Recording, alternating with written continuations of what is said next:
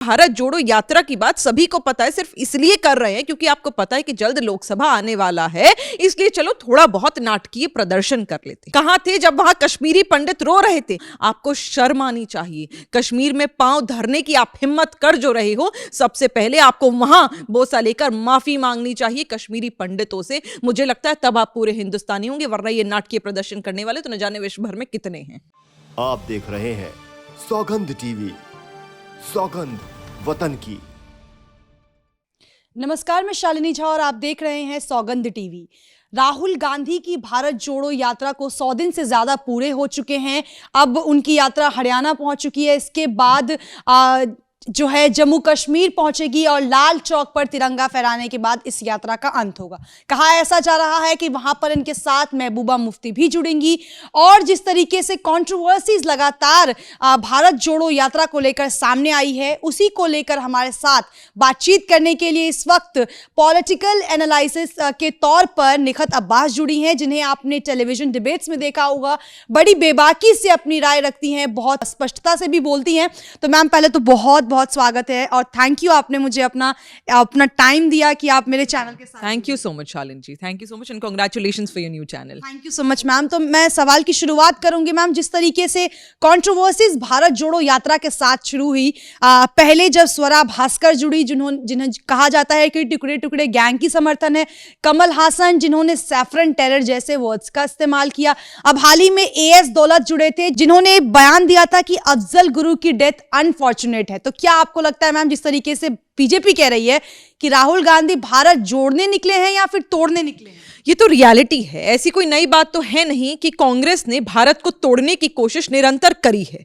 इतिहास गवाह रहा है कि ये पूरा गांधी परिवार हो, कांग्रेस पार्टी हो, ये निरंतर इस कोशिश में लगे रहते कि किस प्रकार हिंदुस्तान की जनता को तितर बितर कर दिया जाए, किस प्रकार हिंदुस्तान की जनता को तोड़ दिया जाए, किस प्रकार सांप्रदायिकता फैलाकर लोगों को आपस में भिड़वा दिया जाए, दंगे फसाद करा दिया जाए। आज आप भारत जोड़ो यात्रा की बात करते हैं।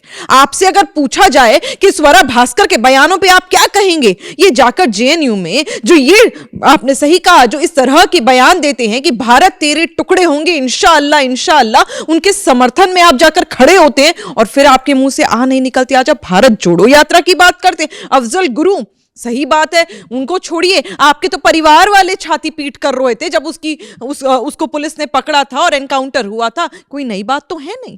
आज आप लोग भारत जोड़ो यात्रा की बात सभी को पता है, सिर्फ इसलिए कर रहे हैं क्योंकि आपको पता है कि जल्द लोकसभा आने वाला है, इसलिए चलो थोड़ा बहुत नाटकीय प्रदर्शन कर लेते हैं। आपकी सच्चाई देश की जनता जानती है। और एक बात आपने बहुत ही इंपॉर्टेंट यहां पर कही कि ये कह रहे हैं लाल चौक पर जम्मू कश्मीर में जाकर तिरंगा लहराएंगे। जम्मू कश्मीर के लोगों की सबसे बड़ी शिकायत तो कांग्रेस वालों से है। जम्मू कश्मीर के जितने भी कश्मीरी पंडित थे, उनको मरवाने में, उनकी हत्या कराने में कांग्रेस पार्टी का बहुत बड़ा योगदान रहा था। कश्मीर की जनता त्रस्त हो गई थी कि कब हम लाल चौक पर तिरंगा लहरा पाएंगे। ये मोदी सरकार ने इसको देखा है कि ये हो पाए।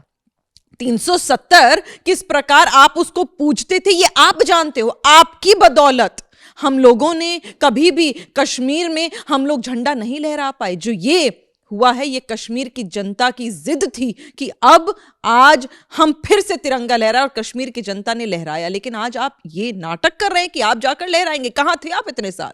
जब लाल चौक पर वहां आतंकवादी आ जाते थे और कश्मीर को अपना बताने की गुस्ताखी करते थे, तब आप कहां थे? कहां थे जब वहां कश्मीरी पंडित रो रहे थे? कहां थे जब कश्मीरी पंडितों की घर की महिलाओं का रेप किया जा रहा था? आपको शर्म आनी चाहिए। कश्मीर में पांव धरने की आप हिम्मत कर जो रहे हो, सबसे पहले आपको वहां बोसा लेकर माफी मांगनी चाहिए कश्मीरी पंडितों से। मुझे लगता है तब आप पूरे हिंदुस्तानी होंगे, वरना ये नाटकीय प्रदर्शन करने वाले तो न जाने विश्व भर में कितने हैं। मैम, राहुल गांधी जब दिल्ली पहुंचे थे हाल ही में, तो उन्होंने एक प्रेस कॉन्फ्रेंस के जरिए ये कहा था कि बीजेपी जो है वो पूरा एडवर्टीजमेंट, पूरा पीआर एजेंसी या वो पेड मीडिया मेरे पीछे लगाई जा रही है जिससे कि मेरी छवि खराब हो सके। तो क्या आपको लग रहा है कि बीजेपी वाकई में ऐसी कोई साजिश रच रही है जिसके कारण खराब हो सके राहुल गांधी की छवि? क्योंकि कहा जा रहा है कि 2024 में पलड़ा भारी होने वाला है, भारत जोड़ो यात्रा इतनी सफल हो चुकी है। बड़े दुख के साथ मुझे ये कहना पड़ रहा है कि जिस व्यक्ति को राजनीतिक परिवार से आने के बावजूद आज तक ये नहीं पता कि हिंदुस्तान की जनता 140 करोड़ है, ये 140 करोड़ रुपए हैं। मुझे नहीं लगता उसको बदनाम करने के लिए भारतीय जनता पार्टी को मेहनत करने की जरूरत है। वो खुद अपने आप ही इतने बदनाम हैं और अपने आप को मुझे लगता है बहुत ज्यादा इंपॉर्टेंस दे रहे हैं ये कहकर कि राहुल गांधी को बदनाम करने के लिए भारतीय जनता पार्टी जुड़ी हुई है। हमें क्या करना है? हमें पता है कि हम देश के विकास के लिए लगे हुए हैं। आप बदनाम हो रहे हैं क्योंकि आपके कारनामे ऐसे हैं। सांप्रदायिकता आप फैलाते हैं, दंगे फसाद आप कराते हैं। जब जब कांग्रेस पार्टी की सरकार रही है केंद्र में, हिंदुस्तान में किस प्रकार के हड़बंग और किस प्रकार के दंगे फसाद हुए हैं और लोगों ने अपनी जान गंवाई है, खून की नदियां बही हैं, ये किसी से दूर नहीं रहा, किसी से छुपी हुई बात नहीं है। ये जनता ने बखूबी देखा और यही वजह है कि आपको 2014 और 19 में सुपड़ा आपका साफ कर दिया गया था।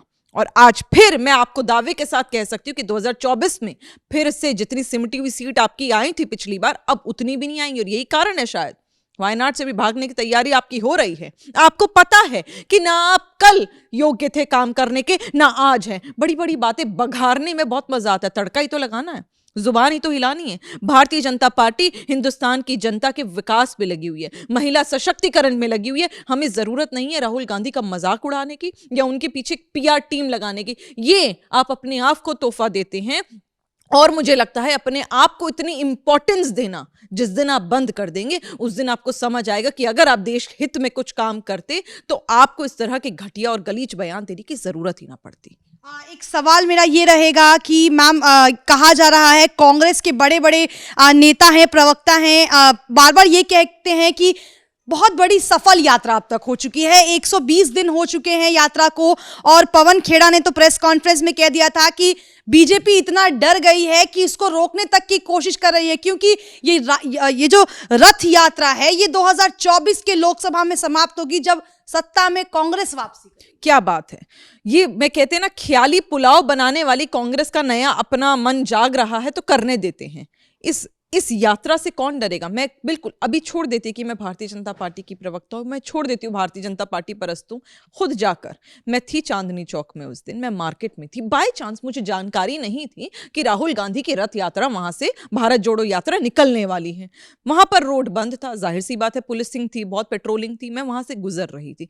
मैंने अपनी आंखों से देखा है कि गिने चुने वहां लोग थे, 100 से 150 लोग। अगर आप भारत जोड़ो यात्रा की बात करते हैं तो 100 से 150 नहीं, कम से कम 1 लाख से 1.5 लाख लोग आपके साथ खड़े होते। इस बात का आप दावा खुद करते हो, हमने आंखों से देखा है। और इसको कितनी मीडिया प्रेस कवरेज मिल रही है ये आप भी जानते हैं। अगर वाकई वहां पर आपने काम करा हो तो हाँ, मैं ये जरूर मानती हूं कि आपने जो बड़े बड़े चेहरे हैं बॉलीवुड के उनको लाने की कोशिश करी है, जो अलग अलग नए नए चेहरे हैं उनको लाने की जरूर कोशिश करी है, उससे थोड़ी आपकी टीआरपी जरूर बढ़ गई होगी, मैं मानती हूं। लेकिन यहां पर भारत जोड़ो यात्रा की जब आप बात करते हैं तो भारत जोड़ो यात्रा में विकास की बात करिए। जब आप भारत जोड़ो यात्रा की बात करते हैं तो ये सोचिए हिंदू और मुसलमान, सिख, ईसाई, पारसी, जैन, बौद्ध सबको एक थाली में बिठाकर खाना किस प्रकार खिलाएंगे, इन सबको एक तरह की पॉलिसीज किस प्रकार देंगे, किस प्रकार अपीजमेंट की राजनीति छोड़ देंगे, किस प्रकार एक ऐसे राष्ट्र में हिंदुओं की इज्जत करना आप शुरू करेंगे, किस प्रकार आप मंदिरों और मस्जिदों के चक्कर सिर्फ और सिर्फ चुनाव के समय लगाना छोड़ देंगे।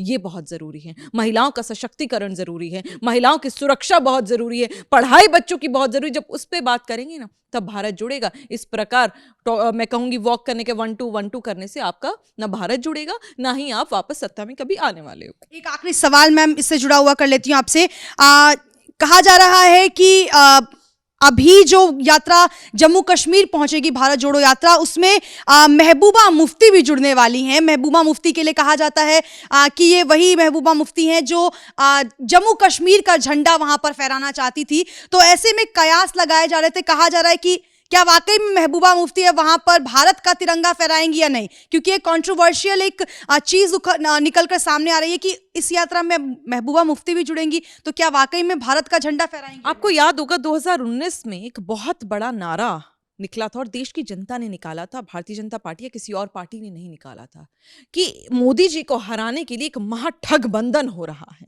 आज अगर महबूबा मुफ्ती जी, मुझे कोई इसमें शक नहीं है कि वो नहीं जुड़ेंगी, पहली बात तो वो जुड़ेंगी, मुझे पूरा यकीन है क्योंकि दोनों की विचारधारा एक है। दूसरा, आपने बहुत महत्वपूर्ण यहां पर सवाल करा कि क्या वो तिरंगा लहराएंगी, जो कश्मीर का झंडा लहराना चाहती थी। मैं तो कहूंगी हो सकता है लहरा दें, 90% श्योरिटी तो मैं आपको दे सकती हूं, क्योंकि आज यहां पर चुनाव जीतने की और लड़ने की प्रतियोगिता नहीं, मोदी जी को हराने की प्रतियोगिता चल रही है।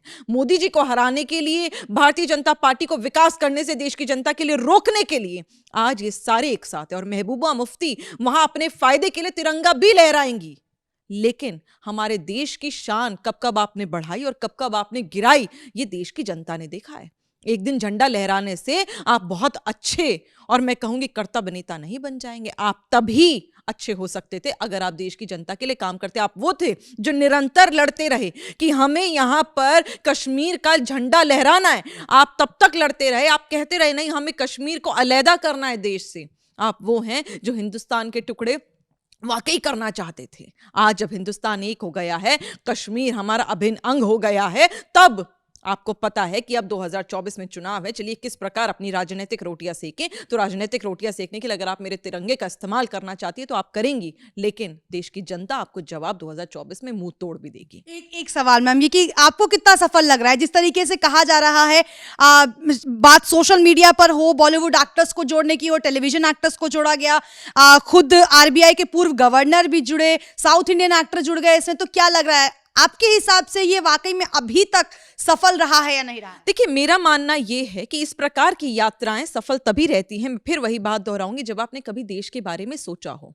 आपको पता है कि चुनाव आने वाला है, आपको पता है कि 1 साल बाद चुनाव है, तो चलिए किस प्रकार अपने आप को दोबारा चर्चित किया जाए, किस प्रकार अपने आप को यहां पर दिखाया जाए, न्यूज में, मीडिया में लाया जाए, किस प्रकार देश की जनता को गुमराह किया जाए कि हम काम कर रहे हैं। भारत जोड़ो यात्रा करने से काम नहीं होता जनाब।